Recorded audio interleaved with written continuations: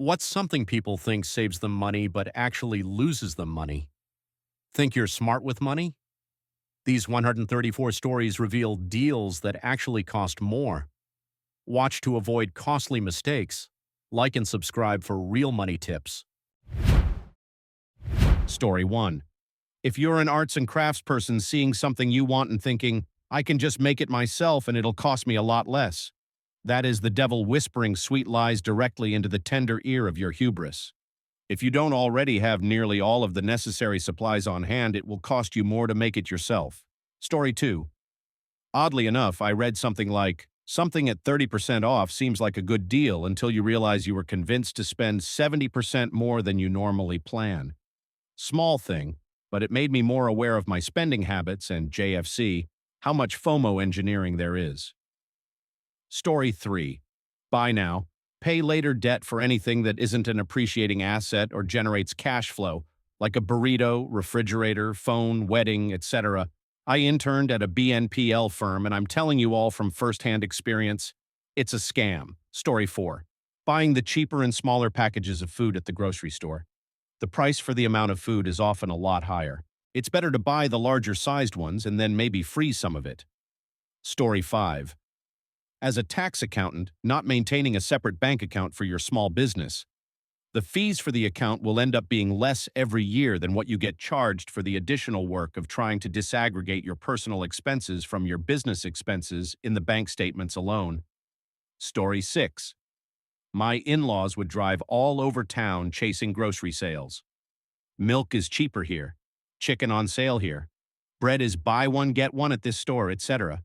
Even if you don't make additional impulse buys at each store, who the heck wants to waste that much time, energy, gas, and mental bandwidth on groceries?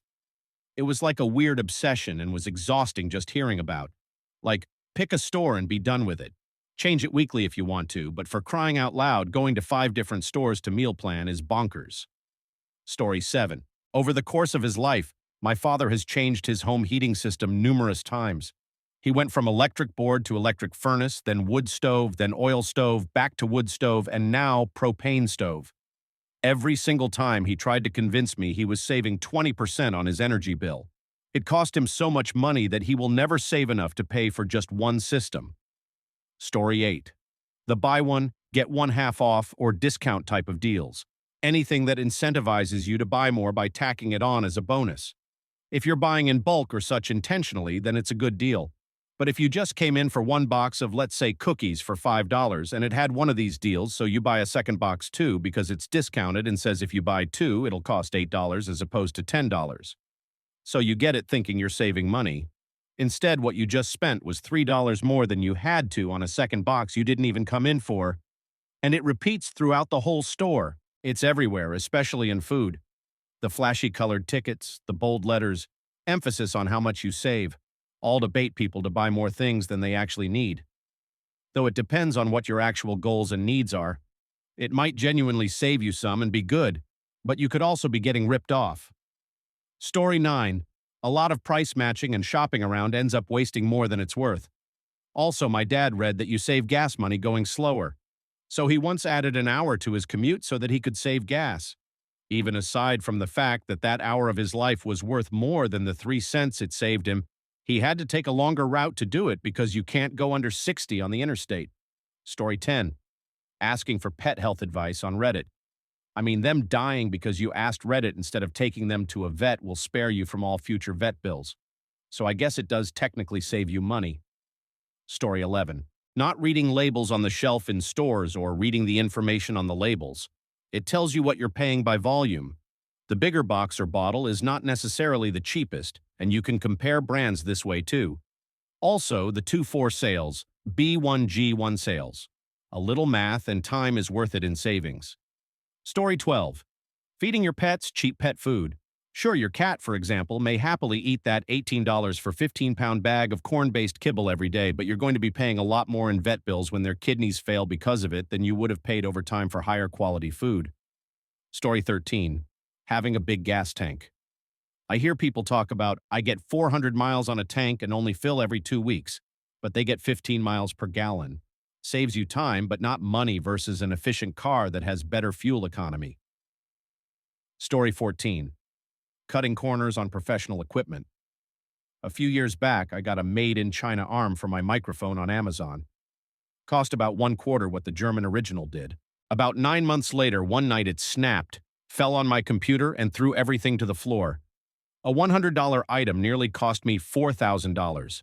I then bought the expensive German model and haven't had any problems. Story 15. Saving money, or more accurately, spending less on certain things. Let me elaborate. Actually, let Terry Pratchett elaborate.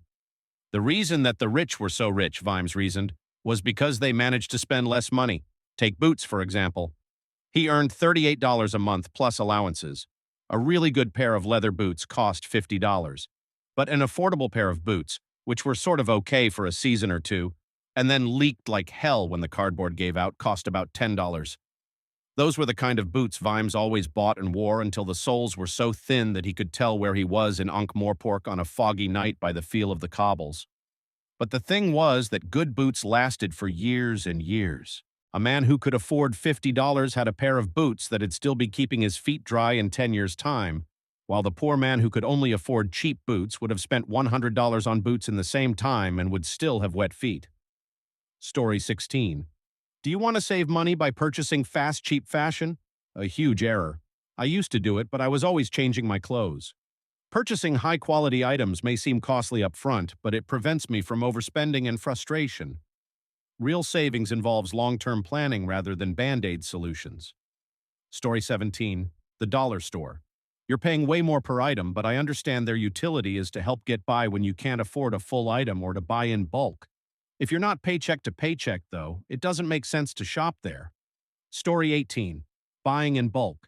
People think they're saving money by purchasing large quantities at a discount, but if the items expire or go unused at all, it ends up wasting money. Bulk buying only saves money when it's for items you consistently use. Know exactly how long it takes to consume it, and that it can be stored properly. Story 19. Having any kind of car payment and getting a new car every year.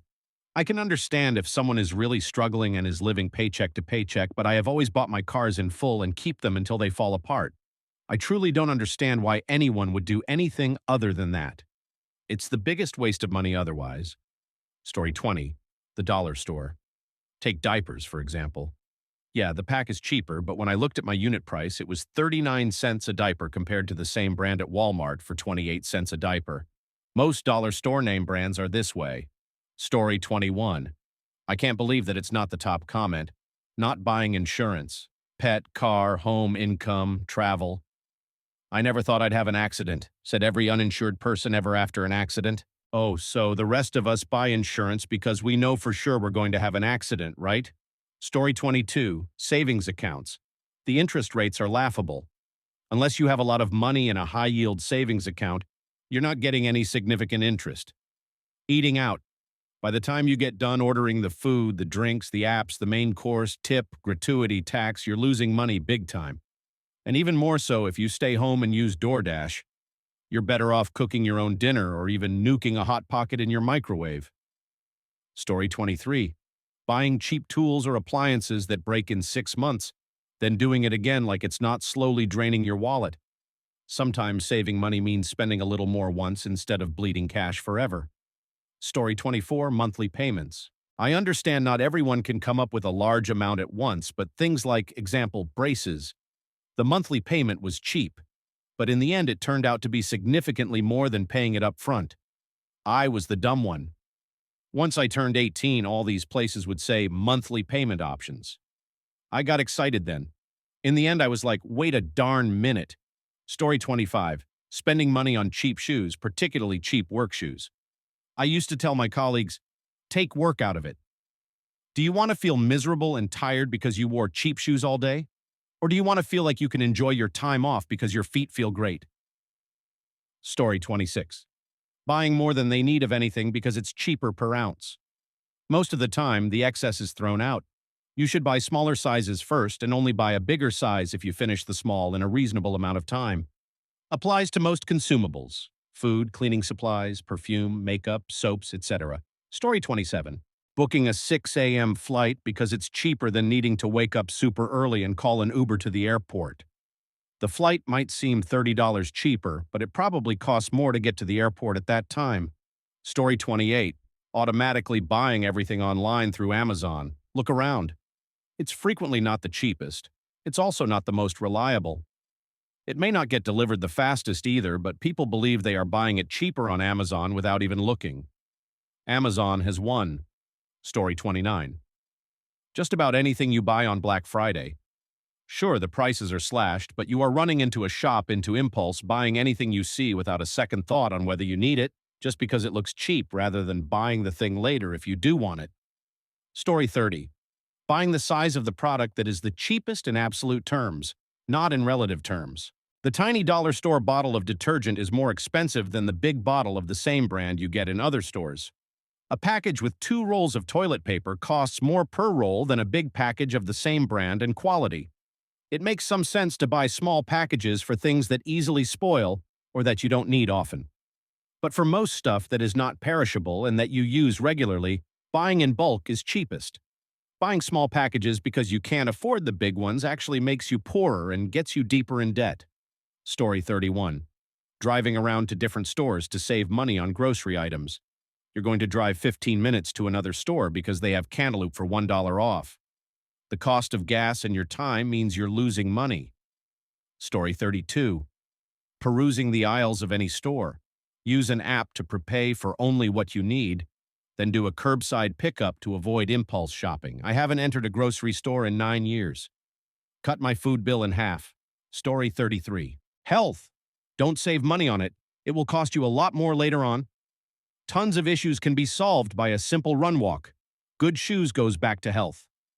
Air quality at home. A good purifier is not that expensive and makes a huge difference. Good pre-made food. If you have time, make it at home. Most of the time, it will be half the price of pre-made, sometimes 1/4. Way healthier and way tastier. Story 34. As far as I know, the average maintenance of a car is $100 per month with a car over $100,000. Assuming you are not doing the maintenance, if you have not had any problems in the last 6 months, doesn't change the average. If you've gone sailing through a year with no problems, have money saved up for a $1,200 repair. And that's not to say anything about problems you ignore. A $100 fix now can easily turn into a $1,000 fix later. Story 35.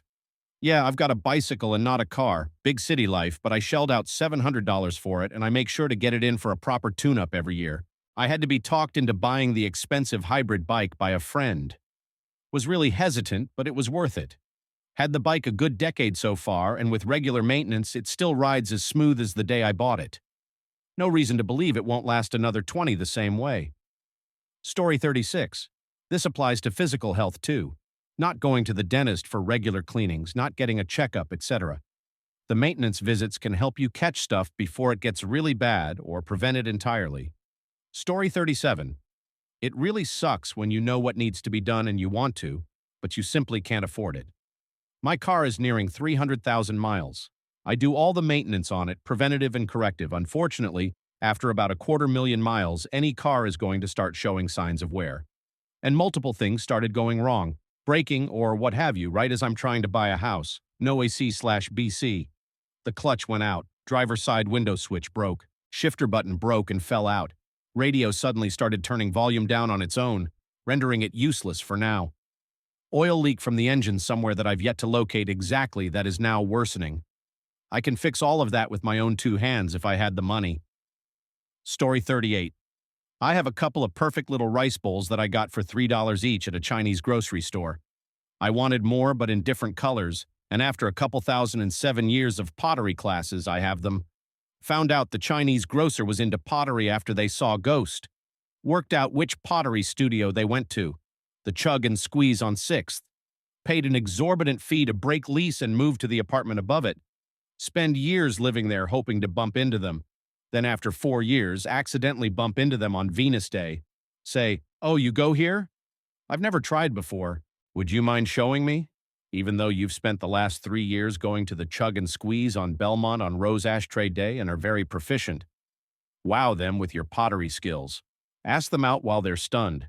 Have a torrid 3-year affair which causes a rift between them and their wife leading to a divorce.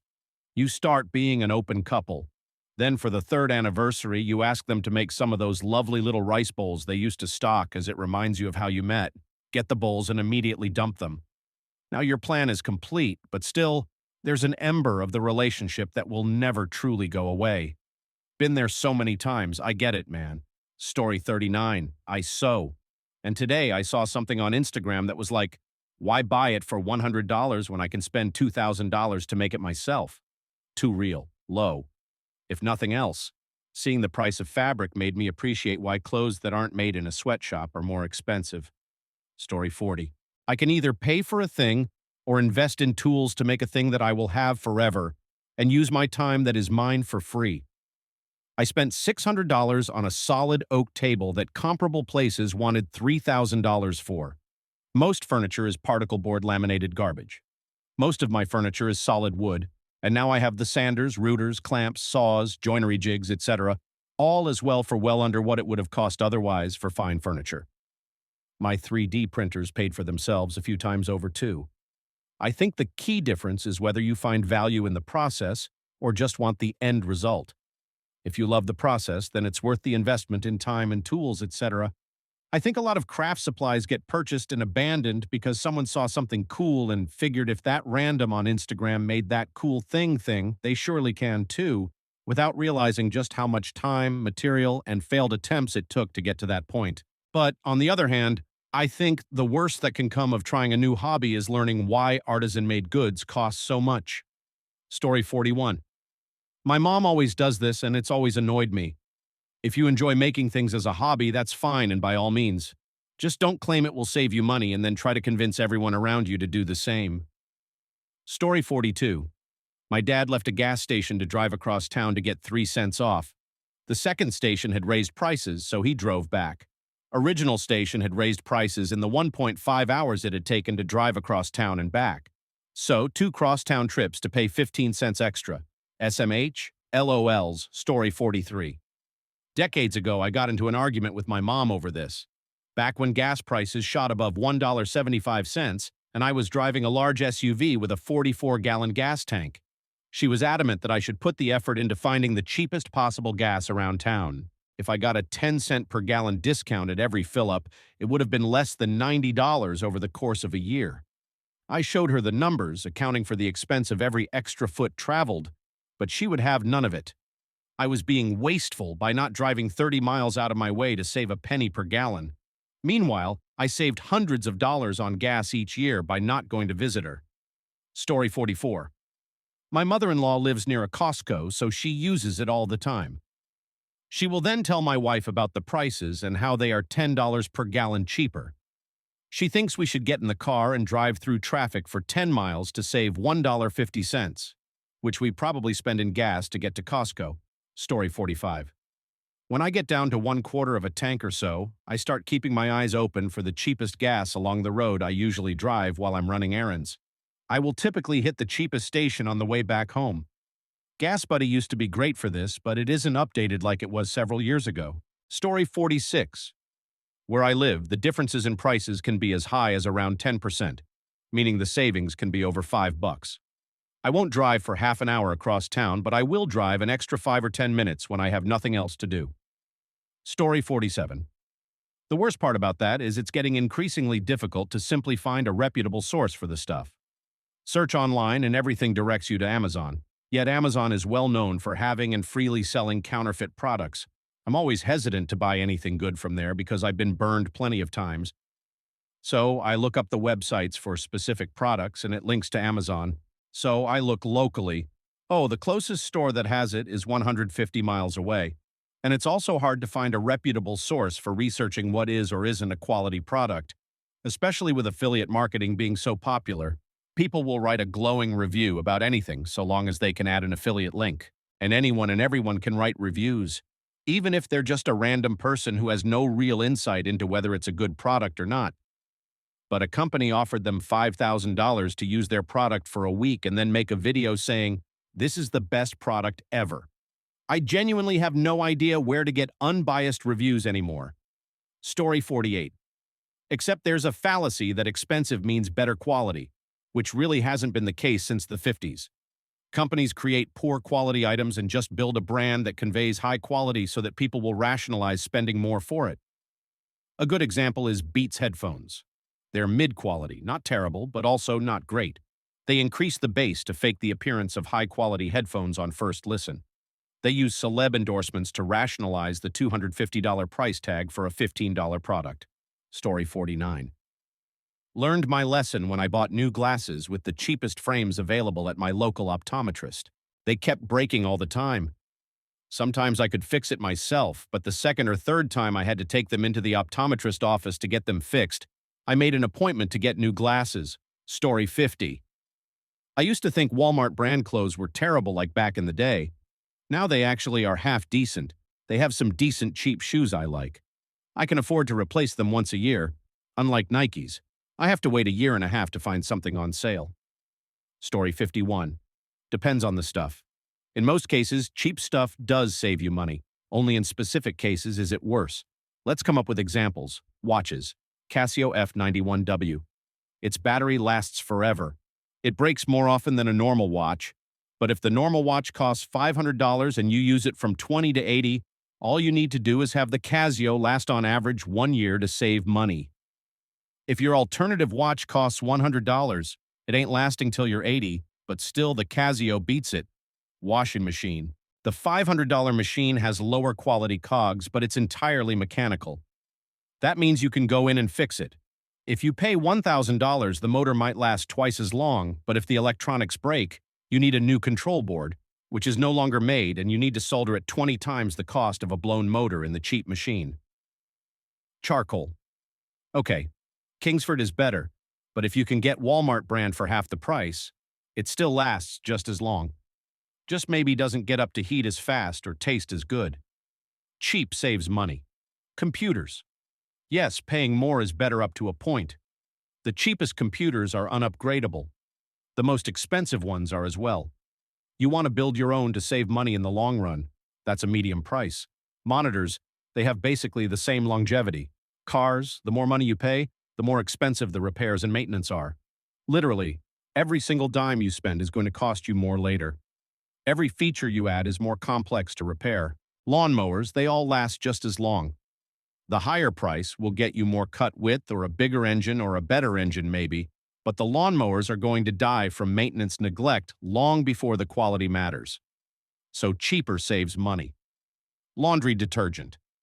The common claim is that Tide or Gain is super concentrated so you don't have to use as much. No, they're about the same as even the cheapest stuff. Buying cheaper does save you money as cheaper stuff gets used at a similar rate. It's not as good, but it gets used at a similar rate. I use only Gain for my work uniform, but my everyday clothes where it doesn't matter if they have oil stains on them, dollar store stuff works fine. Headphones. My cheap headphones break every 2 months. They also cost me $2.60 each. If a normal pair of headphones cost $20, I would have to break 80 of my cheap pairs, which is going to take decades. By that point, the normal headphones would also have broken or become lost. Pens. Bic stick pens are indestructible and dirt cheap. Buying any other pen is a waste. Lighters. Scripto and Bic disposables are extremely reliable, and you would rather lose those than a Zippo, which dries out every 5 days. Let's talk about the examples where paying more for the initial product saves money. I buy high-end stuff, or at least middle-of-the-road stuff. Not infrequently, but it's almost never a money saver. It's for experience or when you value your time over the cost of the product.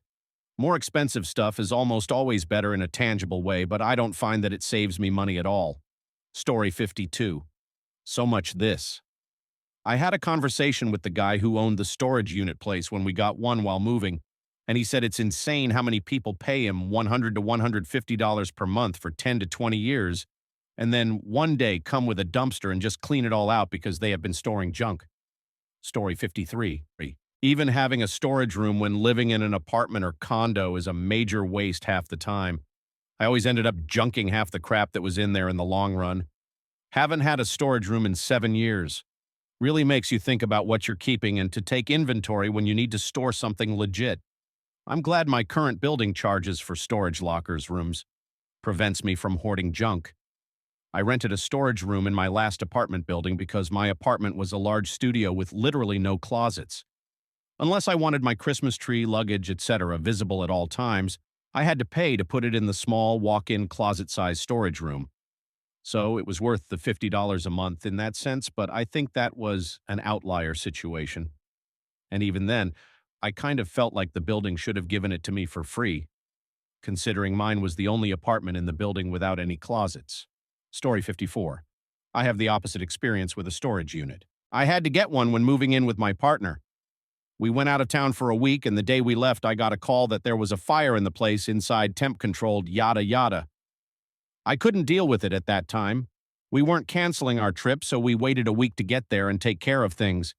I had a beautiful leather West Elm couch in there that was stood on end to save space. Water soaked it and created a line on it, essentially ruining it.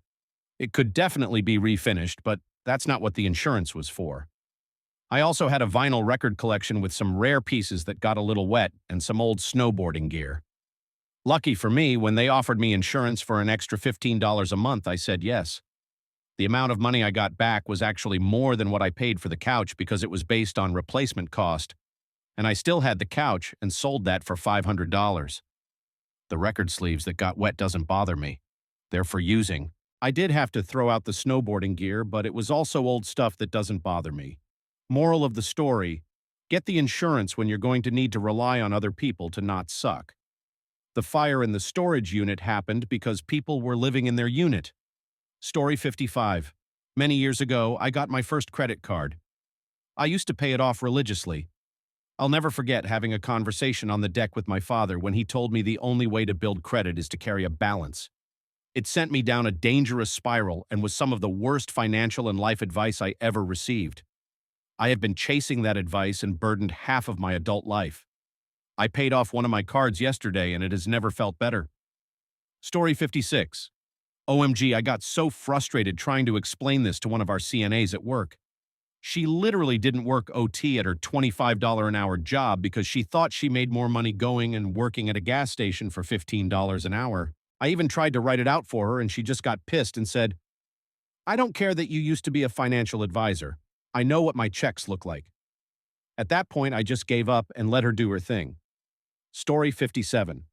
That's not a valid reason in terms of taxes, but it's unfortunately 100% valid in terms of government welfare programs. The fact that they're all or nothing means that instead of them being a safety net, they're a boot keeping people down. If you're better off making $20,000 than $50,000, why would you ever work for $40,000? In general, the people who are concerned about making too much money and getting pushed into a higher tax bracket aren't people on Medicare or other benefits.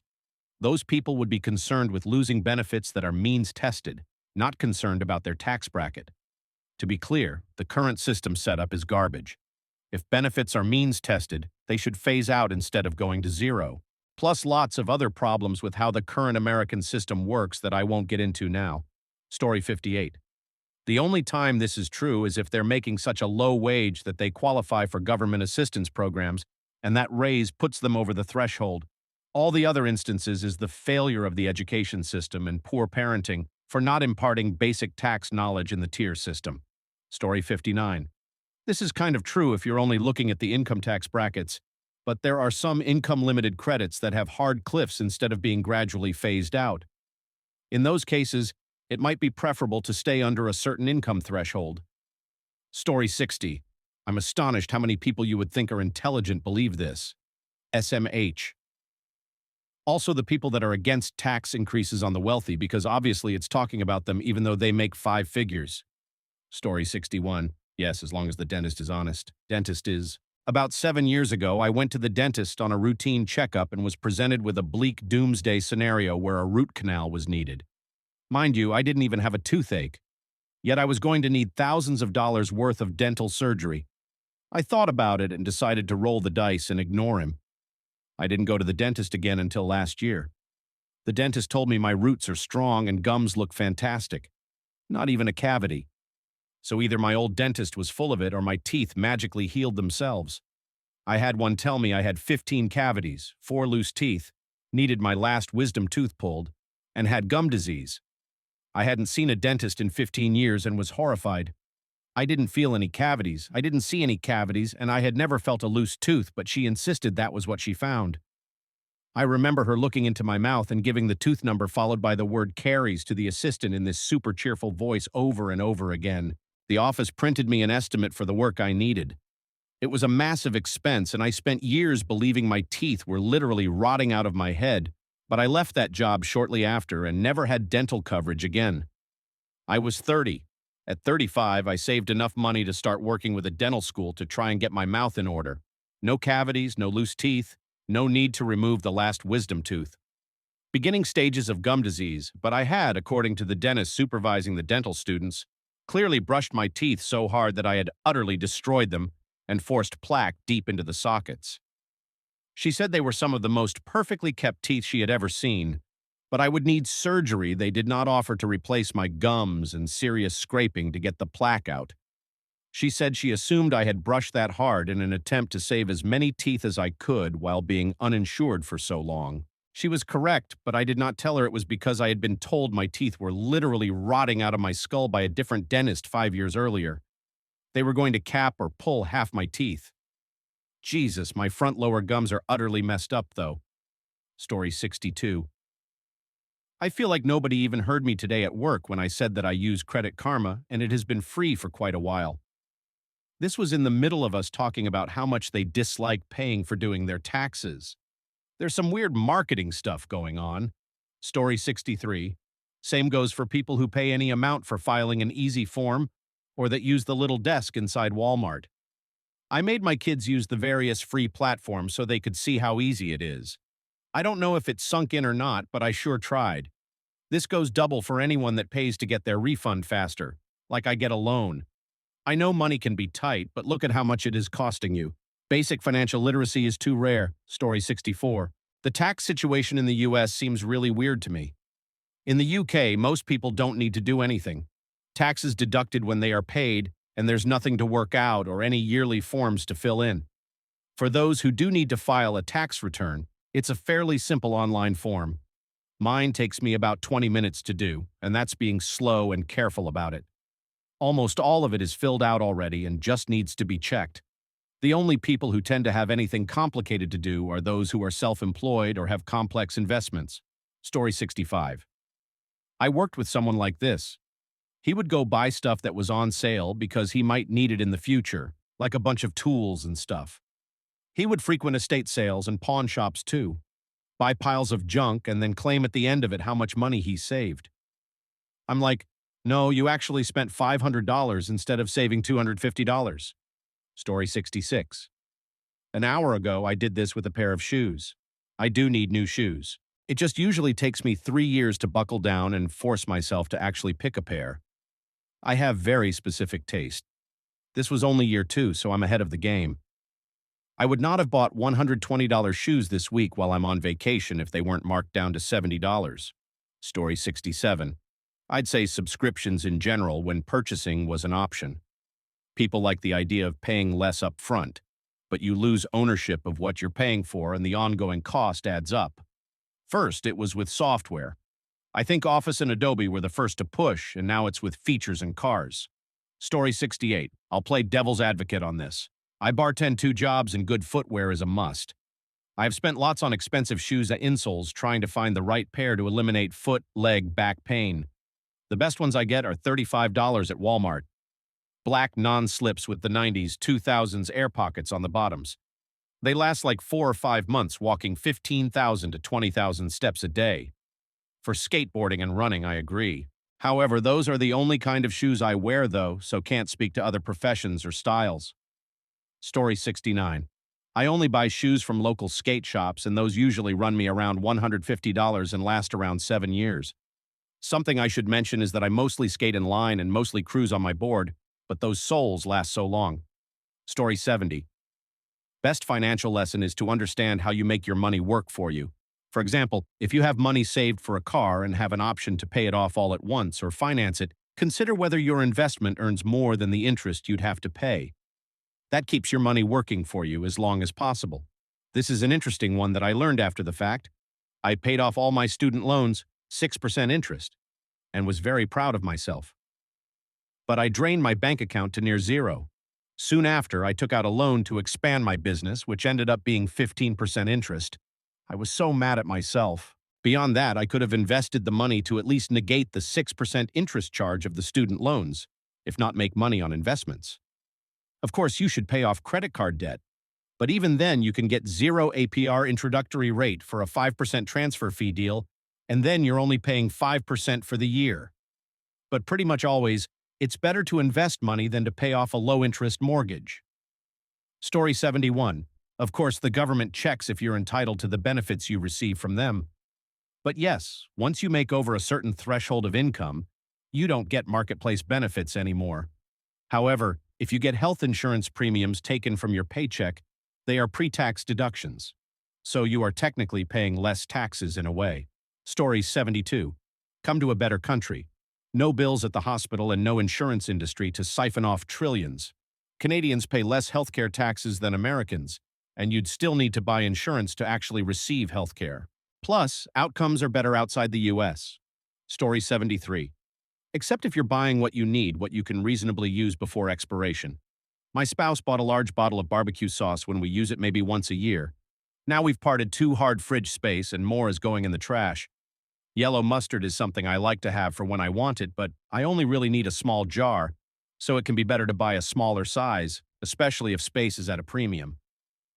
Story 74. I feel really dumb for being 35 years old and only just realizing how well almost all food freezes. I freeze everything now and have leftovers all the time. My favorite discovery is freezing tomato sauce that comes in 28-ounce cans. Story 75. Yes, I've gotten into the habit of looking at the unit price, which gives you the value. Usually the larger packages are cheaper per amount, but sometimes they're not. I try to get the lowest unit price. Story 76. My freezer is full because we do this. But the problem is that my wife forgets what we have in the freezer and restocks the fridge anyway. Sometimes it's better to just buy what you need and not have the waste.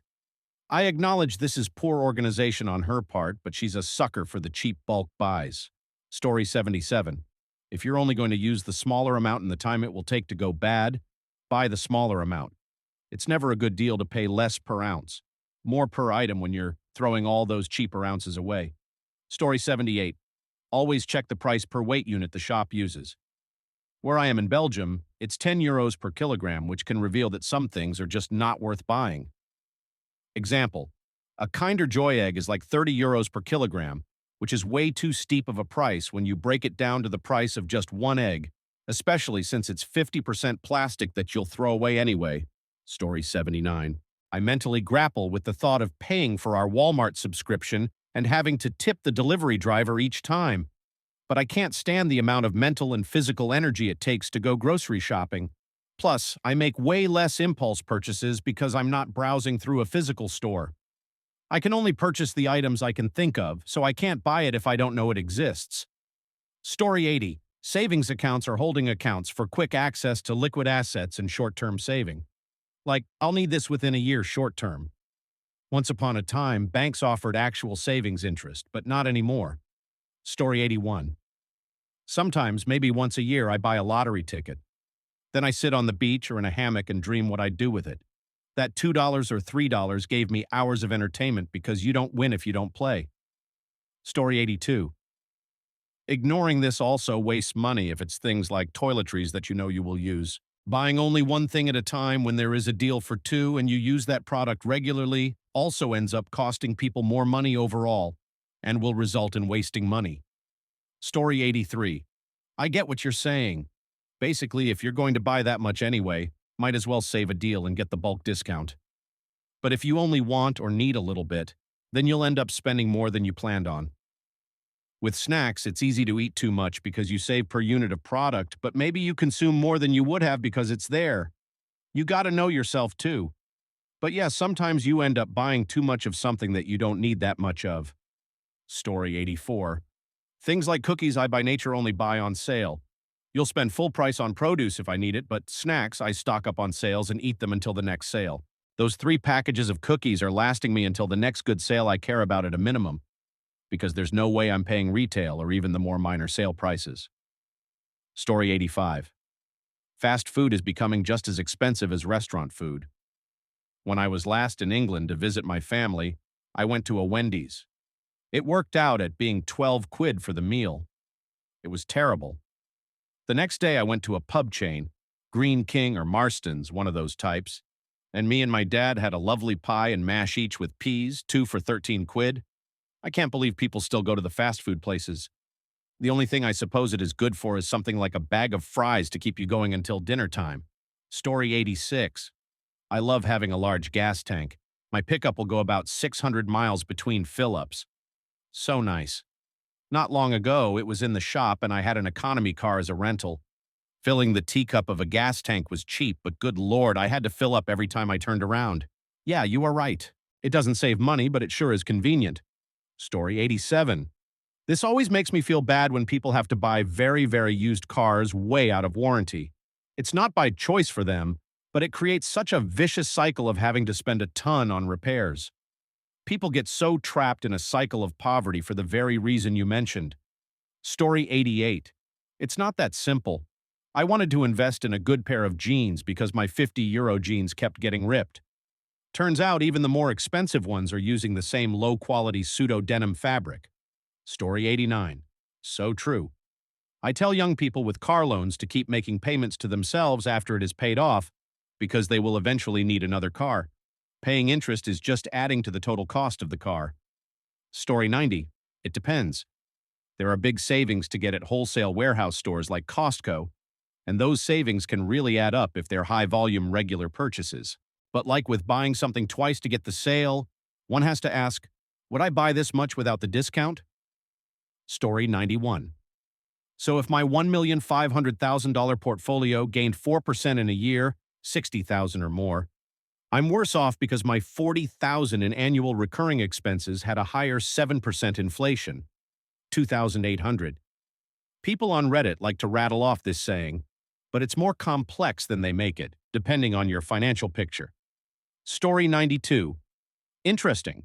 My son has braces and the monthly payment is just the total broken up into however many months minus the deposit, no interest. So in that case, it made much more sense to pay monthly. But for my daughter's piano, yeah, it's going to cost us a decent amount more because we're paying monthly with 7.9% interest.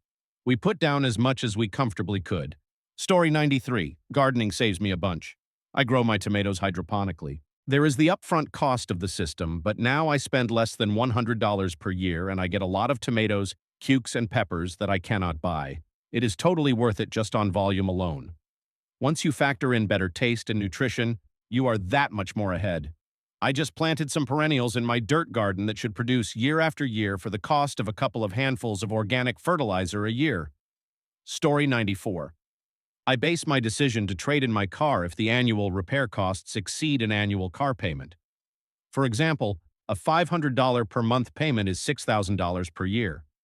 If my repair, not maintenance, costs exceed $6,000, it is time to get another car. Story 95. One time I ignored rear brake pads. My music was loud enough that I just didn't hear it. Then my rotors went, took the caliper head with it. Had to replace both rear calipers, rotors, and pads. And my dignity, if we're being honest. Story 96. Found out the Chinese grocer was into pottery after they saw Ghost. Worked out which pottery studio they went to. The Chug and Squeeze on 6th. Paid an exorbitant fee to break lease and moved to the apartment above it. Spend years living there hoping to bump into them. Then after 4 years, accidentally bump into them on Venus Day. Say, oh, you go here? I've never tried before. Would you mind showing me? Even though you've spent the last 3 years going to the Chug and Squeeze on Belmont on Rose Ashtray Day and are very proficient. Wow them with your pottery skills. Ask them out while they're stunned. Have a torrid 3-year affair which causes a rift between them and their wife leading to a divorce. You start being an open couple. Then for the 3rd anniversary, you ask them to make some of those lovely little rice bowls they used to stock as it reminds you of how you met. Get the bowls and immediately dump them. Now your plan is complete. But still, there's an ember of the relationship that will never truly go away. Been there so many times. I get it, man. Story 97, I knit. I can't tell you how many times I'd be wearing something I made and someone would say, oh, I love that. You should knit me one. This cost $400 in yarn and took me 6 months of daily work to finish. Yeah, I'll get right on that. Obviously, I make things for people I love as gifts and stuff, but no, it's never cheaper or easier to make than to buy. Story 98. At least candles make a great gift for holidays, birthdays. The market is flooded with people trying to sell homemade candles, but friends and family members will appreciate a quality homemade candle made by you. Story 99. I think the key difference is whether you find value in the process or just want the end result. If you love the process, then it's worth the investment in time and tools, etc. I think a lot of craft supplies get purchased and abandoned because someone saw something cool and figured if that random on Instagram made that cool thing, they surely can too, without realizing just how much time, material, and failed attempts it took to get to that point. But on the other hand, I think the worst that can come of trying a new hobby is learning why artisan-made goods cost so much. Story 100. Similar here. I work in a small town on the highway that just has a couple of overpriced gas stations. But I pass a larger city on my commute that I've seen up to 40 cents cheaper. There have been times that when leaving work, I was super low on gas and I just bought enough overpriced gas to get me to the cheaper place. Stopping at the cheaper station takes me probably no more than a mile out of my route. Basically, just an exit ramp off the highway and another one back onto the highway. Story 101. The reason that the rich were so rich, Vimes reasoned, was because they managed to spend less money. Take Boots, for example. He earned $38 a month plus allowances. A really good pair of leather boots cost $50. But an affordable pair of boots, which were sort of okay for a season or two and then leaked like hell when the cardboard gave out, cost about $10. Those were the kind of boots Vimes always bought and wore until the soles were so thin that he could tell where he was in Ankh-Morpork on a foggy night by the feel of the cobbles. But the thing was that good boots lasted for years and years. A man who could afford $50 had a pair of boots that'd still be keeping his feet dry in 10 years' time, while the poor man who could only afford cheap boots would have spent $100 on boots in the same time and would still have wet feet. Story 102.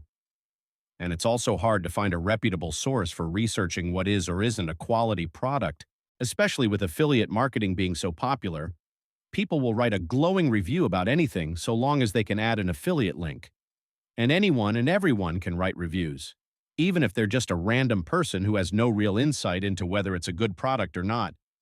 But a company offered them $5,000 to use their product for a week and then make a video saying, "This is the best product ever." I genuinely have no idea where to get unbiased reviews anymore. Story 103. Not totally necessary, but I'll throw socks into that category. Most people will never know the difference, but good socks are a game changer. I have a few pairs of darn tough socks that are about all I wear for work anymore. Story 104. Get the prescription from the eye doctor and go online for eyeglasses. There are plenty of options to choose. You take a picture of your face and try on frames you like to see what they will look like. They are easily half-priced or more than through the eye doctor. Story 105. My mom paid for a unit for years that was mostly full of my sister's stuff, most of which could have been replaced fairly cheaply. But part of that stuff was big totes full of rocks. Just rocks my sister liked, nothing special, and milk crates full of old dirty bottles she was hoping would be worth money one day. I think my mom got off light. Story 106. In my experience, I found older people don't want to part with any of their stuff when they inevitably move into a nursing home or etc. Then when they pass away, the family sells and/or scraps all the junk that was there. I've done it with 2 relatives so far. It keeps them happy knowing they still own all their worldly possessions despite the fact they'll never touch it again. Story 107. Well, you know the rule. If you haven't worn something for 20 years, you can probably throw it out. Chances are that people empty their storage units when either the person has died and it's the children doing it, or they are moving out of their home to a retirement village or something and doing the almost end-of-life big clean-out. Story 108. My husband had 2 when we got together around 7-ish years ago. He was a martial arts instructor for years and he's 66 now, so he had a lot of stuff. My house just didn't have the room for everything. He finally got rid of the 1 unit, and a goal this summer is to get rid of the second one, hopefully. Story 109. I stored a car after I stopped driving for 3 years in San Diego. I was in a bit of denial about losing the ability to drive, and I was homeless for a while and lived in it. Rationalization after the fact, FTW. Story 110. We've been on the wait list for one in our building for years, which has made me appreciate if we've been able to get by without having had one up to this point. We're just going to end up accruing additional stuff we don't actually need. Story 111. I rented one many years ago in an apartment I was in. I kept my hockey equipment in there, and it was worth the $50 a month or whatever I paid to not only not have it in my apartment, but in a completely different building. I still feel bad for the residents of the building my unit was in, as you could smell it as soon as you walked down the stairs. Story 112. I rented a storage room in my last apartment building because my apartment was a large studio with literally no closets, unless I wanted my Christmas tree, luggage, etc. Visible at all times, I had to pay to put it in the small walk-in closet-sized storage room. So it was worth the $50 a month in that sense, but I think that was an outlier situation. And even then, I kind of felt like the building should have given it to me for free, considering mine was the only apartment in the building without any closets. Story 113. It can be used for large seasonal items like snowblowers, lawnmowers, large tents or canopies, snowmobiles, dirt bikes, ATVs, even small boats, but most people winterize them at specialized facilities. The only other time it made sense was when I was working for a home builder. The model houses needed to be furnished for open house, and subdivisions in the same area sometimes had furnished homes selling, while the next ones going up were only bare studs and wiring, so couldn't take the furniture, which is, like you said, moving. Story 114. I had a storage unit that I kept furniture in that I had bought in preparation for moving out of my parents' house. Allowed me to buy over time since I couldn't afford to buy multiple pieces in one purchase. Story 115. My husband passed away and I had to move quickly. I used a storage space to hold our stuff until I got my feet under me and figured stuff out. It was a sudden and unexpected passing, leaving me behind with a baby. I wasn't in the best headspace to go through 10 years of stuff while grieving and caring for our child. Story 116. I moved back into my parents' house to save to buy a house. I went from a 2-bedroom townhouse to a single bedroom. Pretty much everything I own was in a storage unit for years, including the couch I'm lying on right now. Story 117. I pay all my cards off twice a month, but I think my credit score is at their whim of 3 kings. None of them will tell you what puts you in their favor, but you have to be in their favor. There are sages who think they know. And honestly, even with paying everything off consistently, each one declares a number regardless of what I do. And I have to just accept that. Story 118. It's not amusing, dude. It's exploitative. Did you slither out of the womb with this knowledge? Unlikely. So have some compassion for people who are trying to figure it out. I agree that treating a credit card like it's free money is ridiculous because we don't live in a utopia. But those mistakes are what make a lot of people who are otherwise smart start to respect money and seek to be more financially responsible. Story 119. Basically, wait until they send you a statement. The statement period ends to pay it off. And when you do, pay the full statement amount, not just the minimum payment. That way, you don't pay any interest because you paid it all off before the due date. But also, the credit bureau sees you've been actually using your credit rather than having an empty account sitting there doing nothing, which is what it looks like if you pay it off the day after shopping instead of waiting for the statement period to end. Story 120. Sounds like you're doing it right. I pay off my credit cards in full before the due date every month, as well as pay my mortgage on time every month, and my credit is near perfect. I can't say for certain, but partial payments probably hurt your credit a little. Story 121.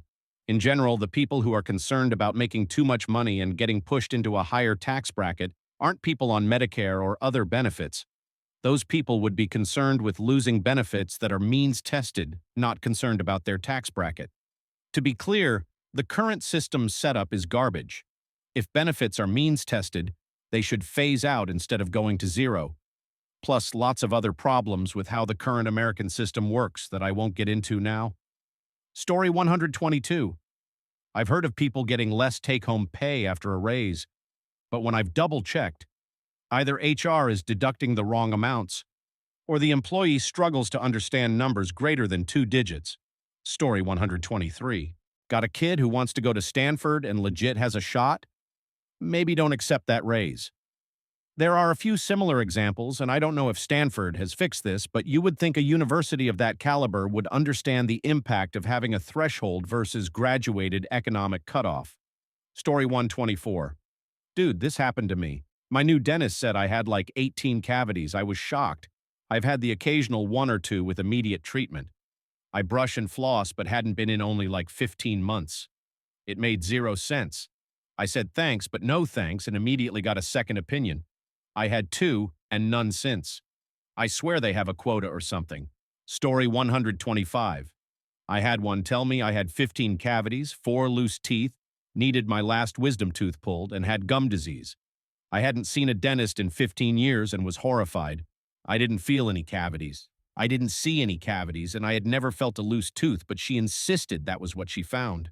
I remember her looking into my mouth and giving the tooth number followed by the word caries to the assistant in this super cheerful voice over and over again. The office printed me an estimate for the work I needed. It was a massive expense, and I spent years believing my teeth were literally rotting out of my head. But I left that job shortly after and never had dental coverage again. I was 30. At 35, I saved enough money to start working with a dental school to try and get my mouth in order. No cavities, no loose teeth, no need to remove the last wisdom tooth. Beginning stages of gum disease, but I had, according to the dentist supervising the dental students, clearly brushed my teeth so hard that I had utterly destroyed them and forced plaque deep into the sockets. She said they were some of the most perfectly kept teeth she had ever seen, but I would need surgery they did not offer to replace my gums and serious scraping to get the plaque out. She said she assumed I had brushed that hard in an attempt to save as many teeth as I could while being uninsured for so long. She was correct, but I did not tell her it was because I had been told my teeth were literally rotting out of my skull by a different dentist 5 years earlier. They were going to cap or pull half my teeth. Jesus. My front lower gums are utterly messed up, though. Story 126. This happened to me in reverse. My dentist told me I needed to have my wisdom teeth pulled, but I didn't want to. I've had times where I tried to give him money, for example, braces on 2 occasions for my son, but the dentist told me my son didn't need them. I realized that I trusted him for several other incidents, so I decided to have him pull my wisdom teeth. The braces would have been a big-ticket item. The teeth pulling was a small fee, and I was in and out of there inside of 40 minutes. I realized that I should have listened to him before because I not only trusted him but also recognized him as the expert. Story 127. I filed my wife's LLC by myself since she started the business 8 years ago.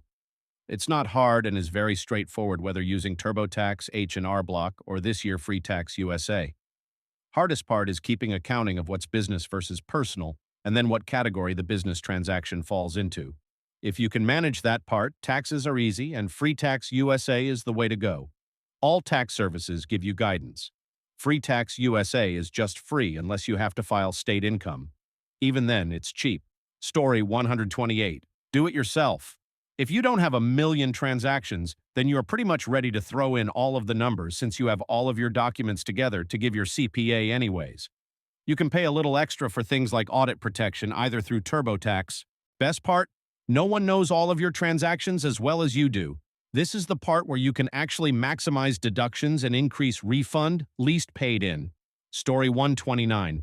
I've neglected this for too long. I have to wear composite toe safety boots at work.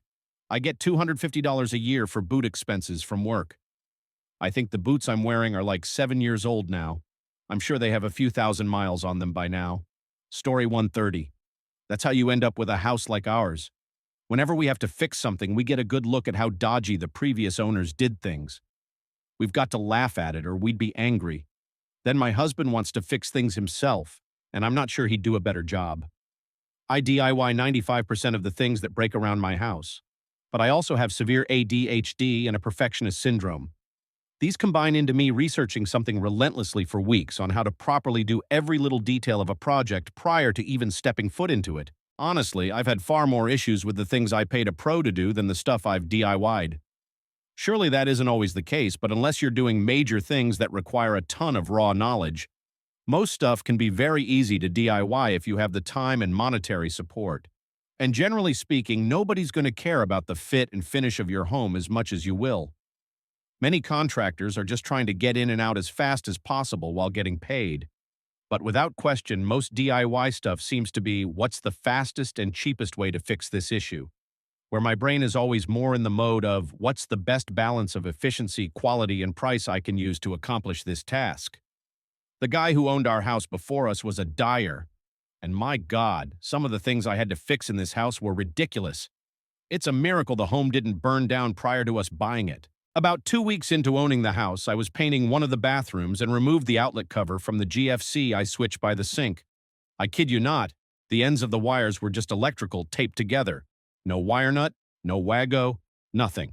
Just twisted together with some tape, which led to me spending about 3 hours going and taking every single wall plate off to find any other surprises like that. Luckily, there were only 2 more, but I'm still baffled by it. Story 131. Not sure about houses, but I know rent-to-own furniture, appliances, and wheels are 100% a scam. They usually give a small window where you can pay it off and it'll be same as cash. But these businesses prey on people that they know can't afford it and won't pay it off in that time. So then interest rates start kicking in. Now those people are really in a bind.